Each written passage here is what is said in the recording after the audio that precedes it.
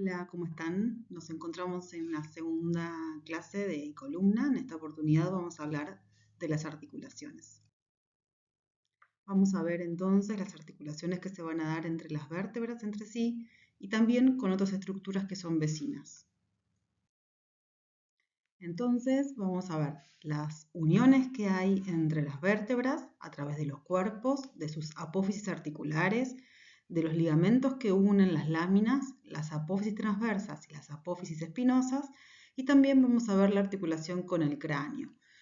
La articulación con otras estructuras vecinas como las costillas y los coxales los vamos a dejar para tórax y para pelvis respectivamente. Hay que tener en cuenta entonces que la articulación que se va a dar, si yo tomo solamente dos vértebras adyacentes, voy a ver que el rango de movimiento es muy limitado. Ahora, cuando tomo segmentos de vértebras, por ejemplo, el movimiento de las cervicales o el movimiento de las torácicas o de las lumbares o de toda la columna en general, a mayor cantidad de vértebras que yo tome para medir ese movimiento, más amplio va a ser, va a tener mayor amplitud, ¿sí? Y esos movimientos que realiza la columna son los de flexión, los de extensión, rotación e inclinación.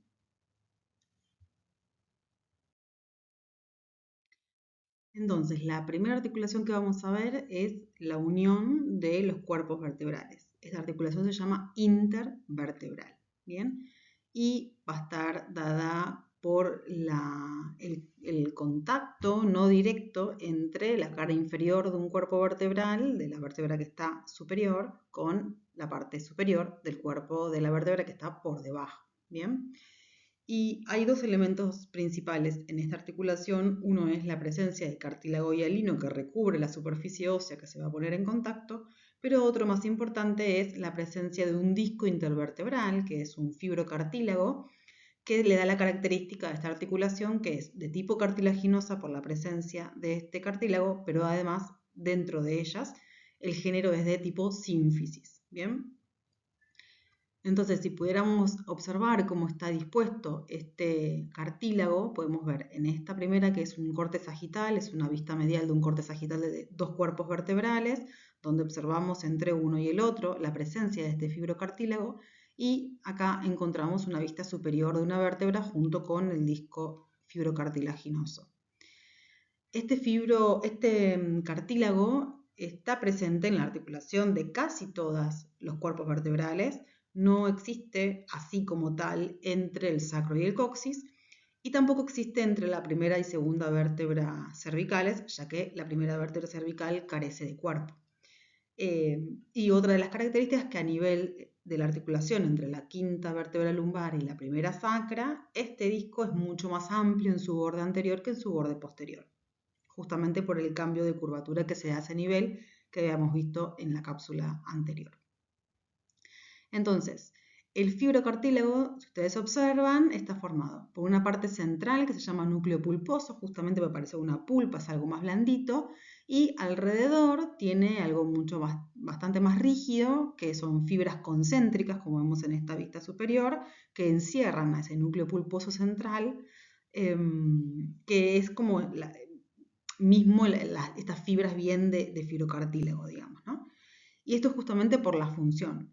La parte central, que es más pulposa, lo que hace es amortiguar o absorber las cargas, porque justamente en los cuerpos vertebrales es donde se lleva a cabo la función de sostener el peso del cuerpo, con lo cual es bastante lógico pensar que se necesita algo que amortigue eso, sobre todo cuando hay algún tipo de impacto, ¿sí? O cuando la carga es más brusca.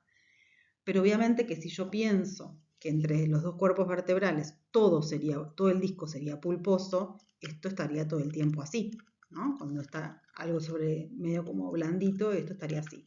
Con lo cual es necesario la presencia de este anillo rígido que contiene el núcleo y que está en la periferia, obviamente, para darle estabilidad a la articulación. O sea que más allá de un leve desplazamiento que se da por el propio movimiento que tiene la columna en general, esto no está tambaleando, ¿sí? Le proporciona estabilidad justamente.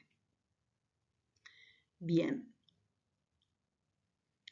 A veces puede suceder que haya algún tipo de lesión donde se rompa un poco alguna parte de este anillo rígido, que está en la periferia, y el núcleo pulposo drene, ¿no? Como que se escape por acá. Y justamente a este nivel es donde están saliendo los nervios espinales, con lo cual eso es lo que se llama hernia de disco. Cuando el núcleo pulposo drena y está tocando la salida de un nervio y eso es lo que causa dolor. Bien. Como toda articulación, tiene ligamentos que van a limitar la amplitud del movimiento, que en este caso sería como el desplazamiento entre los cuerpos vertebrales, y esto se da por la presencia de dos ligamentos que tienen una dirección vertical, por eso se llaman ligamentos longitudinales, uno anterior y uno posterior. El ligamento longitudinal anterior recubre la cara anterior de todos los cuerpos vertebrales y de los discos intervertebrales, como vemos en esta imagen. Esta es una vista lateral de 3 vértebras, donde estamos observando acá la presencia del ligamento longitudinal anterior, y en este caso hay un corte a nivel superior, que es un corte frontal, pero después estamos observando una vista anterior de los cuerpos vertebrales, donde vemos también la presencia de este ligamento, ¿sí? Entonces, como ustedes pueden observar, tapiza toda la cara anterior a lo largo de toda la columna, por la cara anterior de los cuerpos y del disco intervertebral, ¿sí? Está mucho más firmemente adherido a los cuerpos que al disco. Y se extiende desde la porción basilar del hueso occipital, o sea, de la base del cráneo, hasta la segunda vértebra sacra. Es como todo en su longitud. Y el papel importante que desempeña este ligamento es justamente limitar la extensión de la columna, ¿sí? El movimiento se ve limitado sobre todo por el acercamiento de las apófisis espinosas. Ustedes piensen que la extensión de la columna es este movimiento, ¿sí? Como un arquear hacia posterior, y esto, si yo arqueo hacia posterior, esto en algún momento se junta, ¿no? Y eso va a ser el límite de ese movimiento. Esto en un momento hace así, ¿sí? Se juntan las apófisis espinosas y ya no hay más que extender. Bueno, antes de llegar a eso, este ligamento lo que hace es frenar esa extensión, ¿no? Limitar esa amplitud. Y por otro lado, el ligamento longitudinal posterior lo que hace es discurrir por toda la cara posterior de los cuerpos vertebrales y de los discos, de los fibrocartílagos que se interponen entre ellos, y lo hace por dentro del conducto vertebral, ¿sí? Porque obviamente hacia acá tenemos el cuerpo, tapiza toda la cara posterior del cuerpo, con lo cual, y acá lo vemos muy chiquitito, ¿sí? Está dentro del conducto vertebral. Es decir que está detrás de los cuerpos vertebrales, pero anterior a la médula espinal y sus meninges, no está contenido dentro del estuche donde está la médula espinal, ¿sí? Nace del borde anterior del foramen magno, que es parte del occipital. Este es el hueso acá de la nuca, ¿no? Y acá está el foramen magno, donde llega a la médula y luego se transforma en bulbo dentro del cráneo. Bueno, del borde anterior, o sea, de esta parte de acá, nace este ligamento longitudinal posterior y se va a extender hacia inferior, estrechándose progresivamente hasta llegar a la punta del coxis. La función principal en este caso es contener el disco intervertebral en su posición para evitar que se desplace hacia adentro del conducto vertebral y lesione la médula. Después encontramos otras articulaciones que solo se dan a nivel cervical, que son las articulaciones uncovertebrales por la presencia característica en el borde superior de los cuerpos vertebrales de las apófisis unciformes. Unciforme viene de unco. Unco significa gancho, ¿sí? Como tiene dos ganchitos a los laterales. Entonces, estas articulaciones, por lo tanto, van a poner en contacto estas apófisis unciformes del cuerpo de una vértebra que se encuentra inmediatamente con el cuerpo que se encuentra por encima, ¿sí? De la vértebra que está por encima de la anterior. Estas apófisis aparecen en la infancia, durante la infancia, como unos relieves bastante discretos al principio en el borde lateral superior de estos cuerpos, especialmente entre C3 y C7, ¿sí? Por las características diferentes que tienen la primera y la segunda vértebra cervical. Y se van a desarrollar completamente hacia los 7 o 10 años de edad. Y estas estructuras tan características de estas vértebras derivan de un crecimiento diferencial de los platillos vertebrales y se vuelven más prominentes durante la niñez, y a medida que los cuerpos vertebrales maduran van tomando ese reborde característico que las diferencia de otras vértebras, ¿sí? Entonces, acá en esta imagen estamos observando la cervical número 5 articulándose con la cuarta, donde vemos estos ganchos, estas apófisis unciformes, que calzan y contienen, como si fuesen mis dedos, ¿no? Agarran al cuerpo de la vértebra que está por encima, es como que lo detienen. Y esto tiene que ver con mantener como un refuerzo de estos ligamentos longitudinales que veíamos en la diapositiva anterior. Estas apófisis hacen como un refuerzo para evitar que los cuerpos vertebrales se muevan, ¿sí? Se desplacen entre sí. Como que si mis manos fueran el cuerpo y mis dedos fueran estas apófisis unciformes, agarran y como que atrapan el cuerpo que queda por encima, ¿no? Como que los engancha. De ahí viene como el nombre. Entonces vemos que cuando uno lo puede como palpar, tomar contacto en su borde, en su parte más interna, vemos que es liso, ¿sí? Y que contacta con el cuerpo de manera plana, como que se superpone uno sobre el otro. Con lo cual, como tiene una presencia de una cápsula articular con el interior con líquido, es de tipo sinovial, o sea, de las diartrosis, y dentro de ellas el género es planas o artrodia. Quiere decir que sus superficies son planas y solo permite un leve desplazamiento entre sí. Pasamos a las cigapoficiarias, y este nombre se les da a la articulación que se da entre las carillas articulares de las vértebras.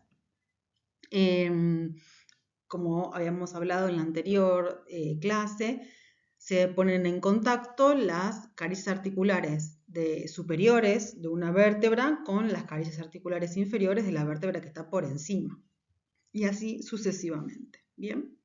Estas articulaciones son sinoviales, quiere decir, o diartrosis, quiere decir que tienen una cápsula y que al interior tienen la membrana sinovial con líquido sinovial y todas las características están presentes de este tipo de articulaciones. Y sin embargo, a diferente nivel son de diferente género. Cuando estamos a nivel cervical y torácico, las superficies de estas carillas articulares son planas, con lo cual el género es plana o artrodia, como vimos recién en las oncovertebrales, con lo que solamente permite el desplazamiento. Pero cuando llegamos a nivel lumbar, vamos a observar que las carillas articulares tienen una curvatura, ¿sí? Ya no son planas, sino que tienen como son cóncavas, ¿sí? Una parte cóncava, con lo cual cambia el género y se transforma en trocoide.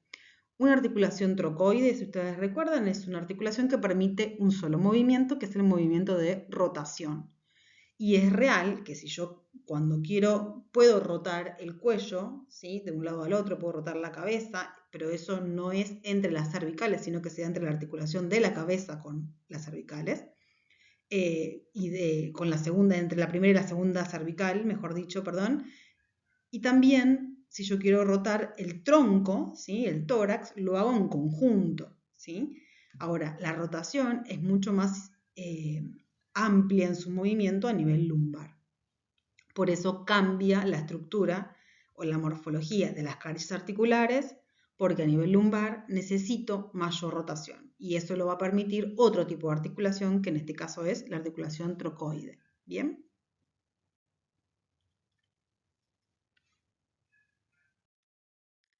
Después tenemos, más allá del contacto entre los huesos, tenemos uniones, ¿sí? Que están dadas por la presencia de ligamentos. O sea, hay un ligamento que va a pasar por las láminas, ligamento que va a pasar por las apófisis espinosas y ligamento que van a pasar entre las apófisis transversas que las van a unir. Entonces no estamos hablando ya de articulaciones acá, porque estos huesos no se están poniendo en contacto y realizan algún tipo de movimiento, sino que ahí está la presencia de ligamentos que lo que van a hacer es evitar que se desplacen estos segmentos de las vértebras. De esta manera lo van a estabilizar y le van a reforzar, ¿no? como su dirección, que todo se mantenga en una misma dirección. Las láminas de las vértebras adyacentes van a conectar entre sí a través del ligamento amarillo. Este ligamento es par, o sea, hay uno derecho y uno izquierdo.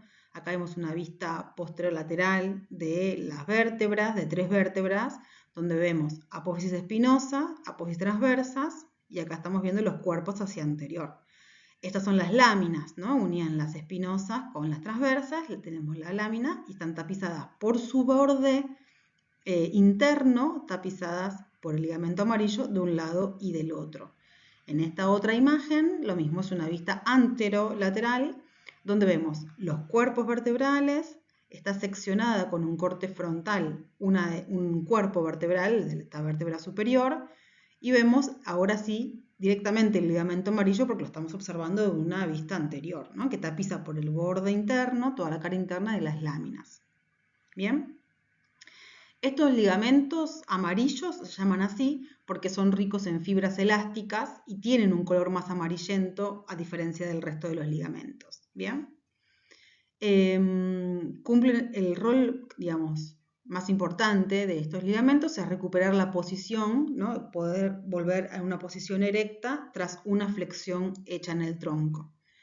Luego tenemos la unión entre las apófisis espinosas, donde vamos a encontrar dos ligamentos, los ligamentos interespinosos, o sea que están entre las apófisis espinosas, que son este que está acá blanco, ¿no? Entre una y la otra. Es como que ese espacio está completo o lo completa o lo ocupa el ligamento interespinoso. Y luego tenemos el ligamento supraespinoso que pasa por la punta de las apófisis espinosas de toda la columna. La larga es como un cordón que pasa todo por la punta de cada una de estas apófisis. ¿Bien? En la porción más superior, o sea, a nivel cervical, este ligamento se va a ir como ensanchando y se va a transformar en lo que se conoce como el ligamento nucal, que se inserta en la línea nucal externa del occipital, que está como a esta altura. Bien, es algo que sobresale como un arquito que ustedes se pueden tocar. Y finalmente tenemos entre las apófisis transversas ligamentos que se llaman intertransversos, que son, por ejemplo, acá los podemos ver mejor. Entre una y la próxima tenemos un ligamento que las conectan, ¿sí? Y en esta otra imagen lo tenemos pintado de verde, pero es el mismo. Lo que van a hacer, o la función principal de estos ligamentos que conectan estas apófisis transversas, es limitar los movimientos de inclinación. Si yo me voy hacia un lado, lo voy a hacer así, por ahí es más gráfico. Si yo tengo que acá une, ¿no? Mi dedo sería como el ligamento, y yo quiero hacer una inclinación, estas vértebras van a realizar la inclinación de esta manera, y este ligamento le va a decir hasta acá. Más de esto no podés, ¿sí? O sea, como están uniendo, esto se puede desplazar un poco, pero no más que esto, porque acá está el ligamento que las une. ¿Bien? Y en general, todos estos ligamentos que estoy nombrando, en general son más robustos a nivel lumbar que en el resto de la columna, porque en ese lugar es donde hay una mayor demanda mecánica. ¿Bien? Después pasamos a la unión que hay entre la cervical y la cabeza, ¿no? Cómo se sostiene la cabeza. Bueno, y esto es muy interesante de ver cómo se las ingenió el cuerpo para no reunir todos los movimientos que puede hacer la cabeza respecto de las cervicales en una sola articulación. Entonces, la primera que vemos acá es la articulación atlanto-occipital, que se va a dar entre las cavidades glenoides de la primera vértebra cervical o atlas con los cóndilos del occipital. Es una articulación sinovial, una diartrosis, y dentro de los géneros posibles es una condilia o elipsoidea, que es lo mismo, que permite principalmente movimientos de flexión, de extensión y de inclinación lateral de la cabeza. ¿Bien? La llamamos en general bicondilia porque acá en un mismo hueso, que es el occipital, participan dos cóndilos. No es que haya un cóndilo en cada hueso, sino que de un solo hueso tenemos dos cóndilos. Acá está el occipital separado, ¿sí? De la cabeza. Y esta es la base del cráneo y esta es la parte interna, ¿no? Esto sería como acá atrás la nuca, lo que ustedes se tocan. Lo voy a poner así para que ustedes puedan ver que a este nivel, a ambos lados del foramen magno, se ven acá, se ven bastante mejor que el otro, son los cóndilos del occipital. Y esos cóndilos, como si fueran los pies, se apoyan sobre la suela que le ofrece la primera vértebra cervical o el atlas, que ya lo voy a encontrar. Acá está. Que era esto que habíamos visto, ¿no? Que tienen como esta forma de suela de zapato, y acá apoyan como los cóndilos del occipital, obviamente a cada lado, ¿sí? Entonces, esta articulación, bueno, lo vemos mucho acá, este es el cóndilo y este es el otro cóndilo, es una vista inferior de la base del cráneo, y esta es una vista superior del atlas, que acá veo las cavidades glenoides que se van a poner en contacto, ¿no? Hay uno y otro, por eso es bicondilia. Como les decía entonces, esta articulación permite decir que sí, ¿sí? Hacer una flexión y una extensión, y permite decir que no sé, ¿no? Así, o de más o menos. Uno para un lado y para el otro, que sería la inclinación lateral. Esta articulación sinovial está rodeada o reforzada por varios ligamentos o membranas que se ensanchan a este nivel justamente porque necesita cierta rigidez o menor amplitud de movimiento, pues si no se nos caería la cabeza, ¿no? Para atrás, para adelante. Bien, obviamente que después está la acción de los músculos, pero esta presencia de los ligamentos limitan esos movimientos. Bien. Sobre todo está reforzada por dos membranas, la membrana atlanto-occipital anterior y la membrana atlanto-occipital posterior. Ambas membranas se van a extender desde los bordes anterior y posterior del foramen magno respectivamente hasta los arcos correspondientes del atlas, o sea, la membrana atlanto-occipital anterior parte del borde anterior del foramen magno hasta el arco anterior de C1. Y la posterior, lo mismo, del borde posterior del foramen magno al arco posterior de C1 o atlas. Esta membrana posterior es mucho más robusta y más ancha que la anterior, y en el borde inferior tiene un foramen en los lados, a los costados, para dejar pasar a la arteria vertebral de cada lado con el objetivo que pueda ingresar dentro del cráneo por el foramen magno. ¿Bien? Es como se también llama ligamento nucal, es lo que les decía recién, que es una prolongación, una especialización del ligamento amarillo a este nivel. Y esto es importante, ¿no? Lo que les mostraba y les decía recién, porque la arteria vertebral viene ascendiendo desde la cervical número 6 por los forámenes transversos, pasa a la quinta, a la cuarta, a la tercera, a la segunda. Cuando llega a la segunda, la atraviesa el atlas, los forámenes transversos del atlas, y ahí, como tiene que llevar la sangre al encéfalo, es importante que esté resguardada en esa zona, que tiene bastante movimiento a comparación del resto de las vértebras cervicales y por lo tanto tiene más posibilidad de lesionarse. Entonces se ingenió el cuerpo para que haya un foramen acá y que la arteria pueda ingresar y esconderse y ascender e ingresar dentro del cráneo protegida, ¿sí? Protegida por estas membranas. Después tenemos la otra articulación, porque si podemos decir que sí y si podemos decir más o menos, tenemos que poder decir que no. Y esta es la articulación que lo permite hacer. La articulación atlanto-axoidea medial. ¿Y por qué aclaramos medial? Porque la lateral es la misma del resto de las articulaciones. La lateral es la que va a poner en contacto las carillas articulares de una vértebra con la otra, como vimos en la anterior, que a nivel cervical eran planas. ¿Bien? Pero nos queda entonces la medial, la que está en el centro. Y esta se va a dar por dos superficies articulares que son bastante, sobre todo la de la segunda vértebra, bastante raras. Que va a dar el apófisis odontoides, ¿sí? O el diente del axis, diente odontoides viene de ahí, y por la superficie articular del atlas, que es esta carilla que se encuentra en la cara interna del arco anterior.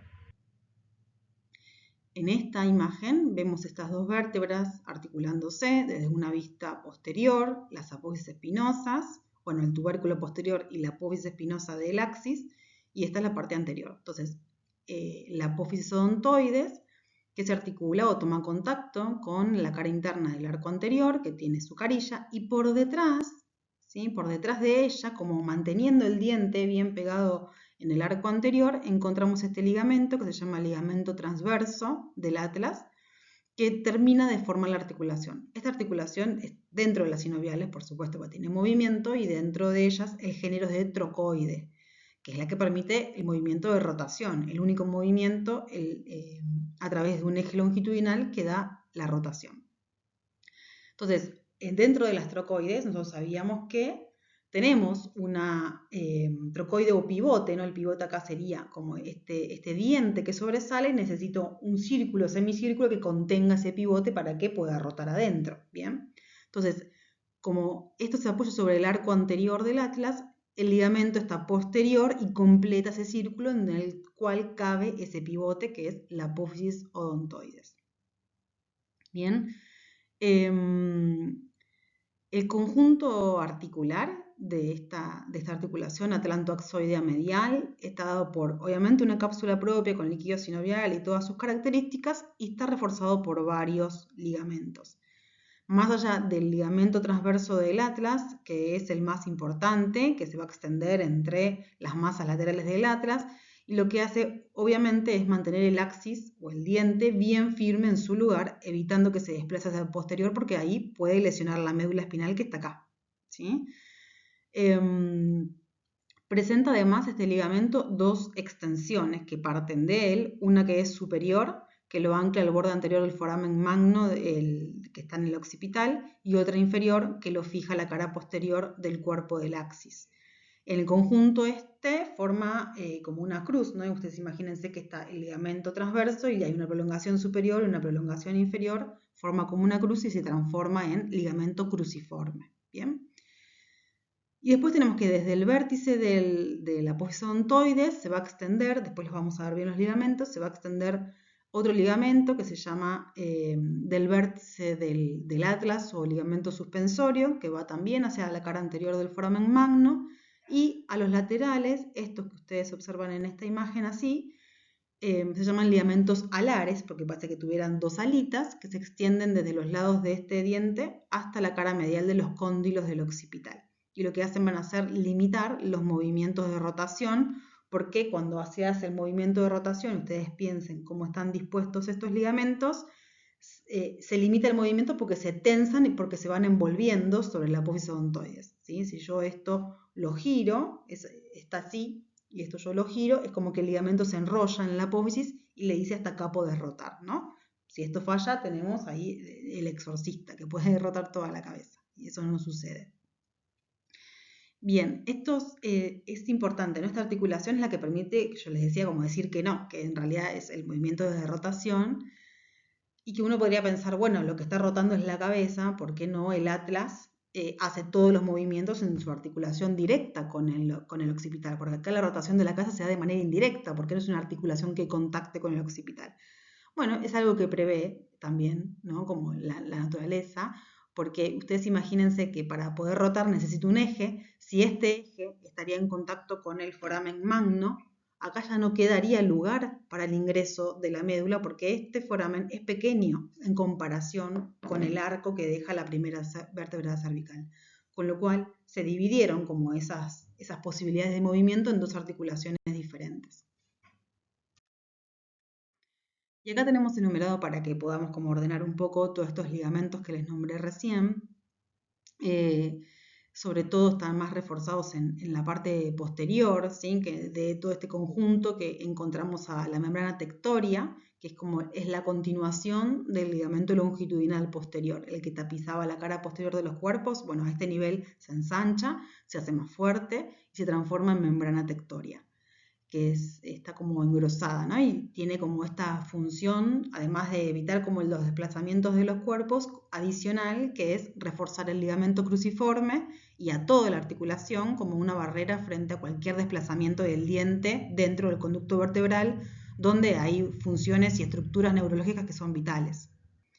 Y si ustedes observan en la imagen, es la misma que vimos en la diapositiva anterior, donde estaban la articulación entre C1 y C2. Lo que se le agregaron fueron todos los ligamentos. ¿Bien? Entonces, acá estaría, estas son las apófisis espinosas, acá estaría la lámina, este es el arco posterior, las apófisis transversas, acá estaría el diente del axis, ¿bien? La apófisis odontoides. Entonces lo que vemos es que sale de la punta hacia el foramen magno el ligamento del vértice del diente o el suspensorio, de ambos lados como dos alitas, el ligamento alar que veíamos recién.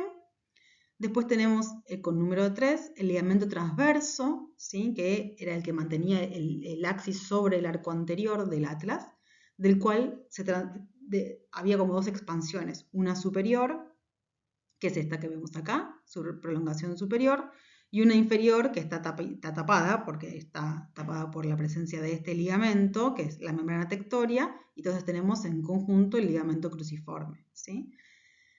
El número 5, que está ahí como seccionado, es la membrana tectoria, que es el engrosamiento del ligamento longitudinal posterior, que va como a cuidar toda esta zona de mantener como el axis bien pegado hacia la parte anterior.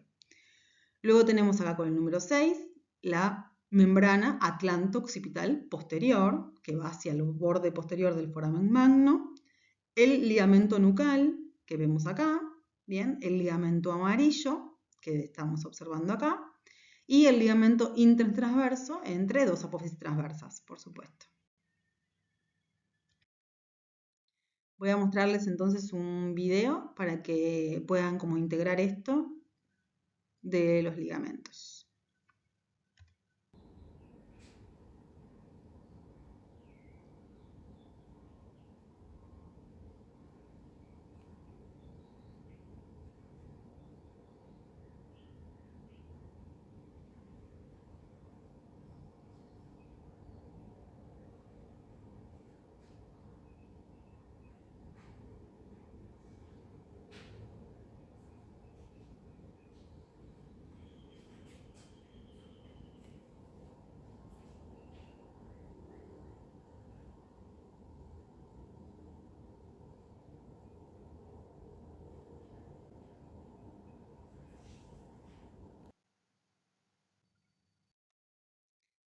Como siempre les dejo las referencias para el armado de esta cápsula y nos vemos en la próxima para ya terminar con lo que respecta a la columna vertebral. Que estén bien.